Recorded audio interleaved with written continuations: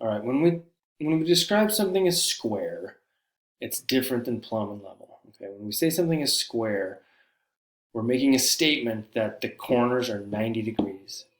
Okay? It could be a rectangle. Okay, it doesn't really matter. They don't have to be the same length, but the corners have to be 90 degrees. Okay, just like in this picture right here. Okay, it's critical that our building starts out square because we're trying, and this is the biggest reason, we're trying to put sheet goods onto that building that are square. Okay, a piece of plywood, a piece of drywall is going to have four corners that are 90 degrees. Okay, it's going to be really easy to attach a sheet good that has 90-degree corners to a building that has 90-degree corners. Okay, if we're trying to attach a piece of plywood and the walls are like this, okay, what's going to happen is it might break in the center of a stud or a joist or a rafter at one point, but it'll trail off as it goes up. Okay, when you're trying to when sheathing a house, drywalling a house, sheathing a roof, sheathing a floor, when it goes wrong, it's a total nightmare. Okay? It's supposed to go very, very easy, and the way it goes very, very easy is when we've ensured that everything is square. We'll talk more about how to accomplish that, but remember, we want the building to be square. The way we will determine if the building is square is we will use the Pythagorean theorem. Okay, and we can use the speed square or framing square or something for kind of quick, rough measurements. But we're not going to say we've formed up our foundation and poured it. We're not just going to grab our speed square and put it on the corner and say, oh, it looks good. Okay, it might be good for 6 inches, but over 40 feet, it could be out 2 inches and it wouldn't show up in that small of a check. So I talked about it a little bit before, but the Pythagorean theorem, a squared plus b squared equals c squared. Okay, the sum of the squares of the sides is equal to the square of the diagonal. All right, and what we're trying to find is the diagonal of a square. Okay, we're going to set up, and again, that could be a rectangle too, but for the most part, our buildings are going to be either squares or rectangles. We just like living in a world of 90-degree angles. It's so much easier. Okay, if we determine the diagonal of our building, we can check one diagonal, and then we can check the other diagonal, and if those two diagonals are the same, then our building has 90-degree corners. If one of the diagonals is longer than the other diagonal, it means instead of a square, we have a rhombus. Okay? This is oftentimes difficult for people to kind of wrap their heads around. We'll talk more about it. Those of you in the carpentry lab will get our hands on it and we'll kind of see it in action. Okay? All right, so miters and bevels, people confuse these a lot as well.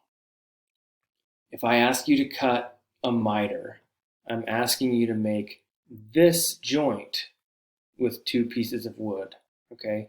It's an angled cut across the face of a board, okay? Most of the time, we're trying to make a 90-degree corner. And if I cut a 45-degree angle, 45-degree miter on one piece, and a 45-degree miter on the other piece, then we will make a 90-degree corner, okay? This is a miter. If I talk about a bevel, that's different, okay? A bevel is an angled cut across either the end grain of a board or the edge grain of a board, okay? This would be the face, this would be the end grain, this would be the edge, okay? One of my biggest pet peeves is people misusing hardwoods versus softwoods. And I'll just come out and say that it's kind of a dumb term, okay? It doesn't really make a whole lot of sense because some of the woods that are classified as hardwoods are the softest woods in the world. Balsa wood. Balsa wood is classified as a hardwood, okay? Some of the hardest woods that we have are classified as softwoods, like yew or Douglas fir is pretty hard, but it's considered a softwood. So the technical term for a hardwood is an angiosperm, okay? A hardwood tree, an angiosperm, reproduces with flowers.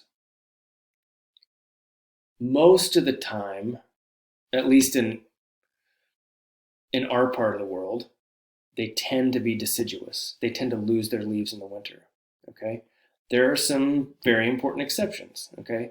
Eucalyptus trees are hardwoods that are evergreens. Madrone trees are hardwoods that are evergreens, okay?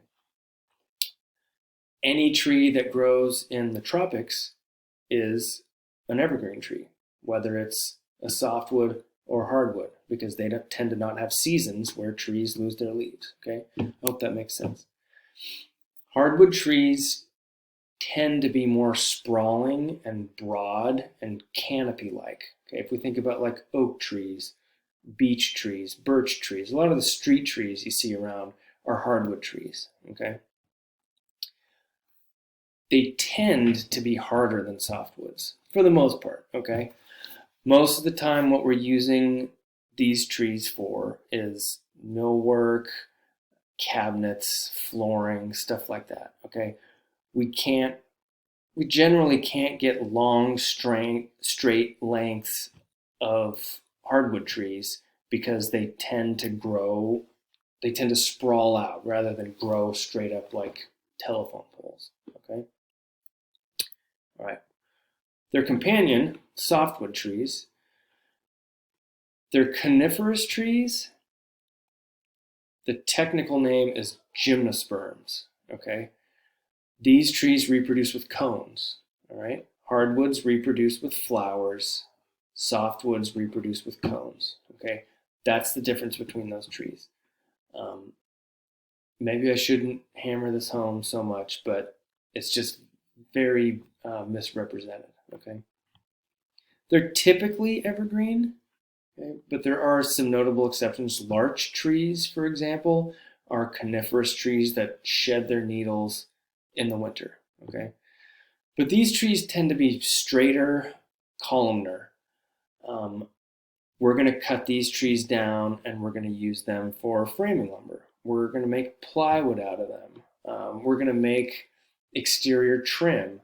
Okay, the trees that tend to be decay resistant are generally softwoods. Okay, redwood, cypress, cedar. Okay. All right, let's talk about some of the building materials we're going to encounter. And we're going to build with wood. Wood is a fantastic material.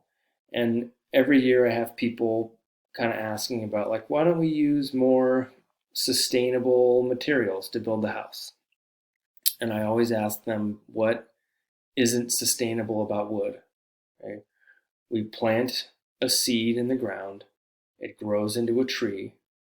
While it's growing into a tree, it's pulling carbon dioxide out of the atmosphere. Okay? We cut that tree down. Oh, and the other thing is it's releasing oxygen into the atmosphere. It's pulling carbon dioxide out, releasing oxygen. We cut the tree down. It's storing carbon dioxide in that material. We go put it in a house somewhere. As long as we can build a nice house and not have it rot or burn down, it will store that carbon indefinitely, okay? All of the responsible timber companies are planting more trees than they cut down, okay? The timber industry is an incredible tool for storing carbon dioxide, fighting climate change. Okay. The other thing about it is we have hundreds of years of experience working with this material. All of the tools we have at our disposal are for using this material. It's relatively inexpensive as far as building homes that people can afford. Okay. Enough about that. Talk about that more. But when we talk about framing lumber, there's two things we need to consider. The nominal size, what it's called, versus the actual size, what it actually measures. Okay. So this right here is a 2x4. We call it a 2x4. It actually measures 1.5 inches by 3.5 inches. It's 3.5 inches across the face. It's 1.5 inches along the edge. People get very whimsical and romantic about the good old days when 2x4s were really 2x4, okay? And it doesn't really matter. Most of the wood that we have in this area that you'll find that was actually, and we call it full dimension. If it's full dimension, it actually will measure 2 inches by 4 inches. That was all redwood, which is, unfortunately, it was a really irresponsible use of the redwood. Okay, redwood is fantastic for exterior purposes or interior moldings and stuff like that. It really shouldn't have been used for structural framing. Okay, it's not as good as Douglas fir. Anyway, 1.5 inches by 3.5 inches Douglas fir stud is going to be far superior to a 2x4 redwood stud. Okay, and kind of skipped over this, but the species of wood that we're going to use for structural purposes pretty much across the board in our part of the country is Douglas fir. Okay, on the East Coast, they're going to use southern yellow pine. They're very similar. They look very similar. They have very similar structural loads. You can use other materials, but all of these woods have been tested to see how they resist structural loads, and Douglas fir and southern yellow pine are kind of the best that we have, okay, and readily available. So this is a piece of plywood. Okay, plywood is a sheet good that is veneers of wood. Okay, and I have a video that shows plywood being made, and it's pretty awesome. I think everybody should watch it. But the way they make plywood is they get a tree and they spin it on a lathe and they peel off really thin layers of wood. Okay, and they peel off a big thin sheet and they chop it up and they glue and cross grain orient those pieces of veneer, and we can make 1/4 inch thick plywood. We can make 1/8 inch plywood, 3/8, 1/2 inch, 5/8, 3/4. We can make plywood as thick as we want. Okay. We use this for shearing the walls, nailing. We nail plywood over the studs, over the roof, over the floor, and that connects all of those structural members together and prevents them from pulling apart, twisting. It's a fantastic building material. Okay, we'll talk more about it. This sheet good is called OSB, or Oriented Strand Board. And the way they make this stuff is they harvest really fast growing trees. They're like Christmas trees. And they go out with a lawnmower essentially and just mow these things down and turn them into chips and glue it all together and compress it into a sheet. And same thing, you can get this in different thicknesses, 1/2 inch, 5/8, 3/4 inch thick. There's a lot of debate on the different merits of these sheet goods. I think plywood certainly holds up quite a bit better when exposed to moisture than OSB. Okay? That being said, none of this stuff is supposed to be exposed to moisture. It's supposed to be protected from moisture. And there are things that we need to do to make sure that they're not getting wet. Okay? because whatever the material is, if it's getting wet, eventually that's going to allow decay to occur and it's going to destroy the wood. Okay. All right. One thing I didn't mention, this plywood, this piece of plywood in particular is called CDX. Okay. What that means is one face of the plywood got a C grade. Okay, it's an average looking piece of plywood. Maybe it's got some knots in it, maybe there's some cracks in it, and who knows, okay? The other side of the plywood is a D face. That's pretty bad. It's got some big knots in it. And again, it doesn't really affect the structure of it so much. It's just how attractive that piece of plywood is. But it doesn't really matter because we're going to cover all that plywood up and we're not going to see it, okay? If we want a piece of plywood that we're going to see, that we're going to build a cabinet out of, or we're going to have an interior wall built out of it, we're going to see it or something like that, then we want to get an A face, AA or AB. You can get AC plywood, okay? And that just refers to how attractive the veneer, the last piece of veneer is on that plywood, okay? There's one more letter, this X, and that stands for exterior, okay? They spelled it wrong, but I guess it sounds better than CDE plywood. That just sounds like you're reciting the alphabet. So CDX plywood has a C face, a D face, and it's exterior rated, okay? It goes outside. It can see a little bit of moisture during construction, but eventually it needs to be covered up and protected from the environment, okay? All right. These are examples of what we call engineered lumber. All right, we've got a couple different ways that we can get wood products. One is to cut a tree down, take it to the sawmill, and cut up a round tree into rectangles. Okay. The other way is similar to how we make plywood or OSB. Okay. There are a couple different products. One is called LVL, laminated veneer lumber.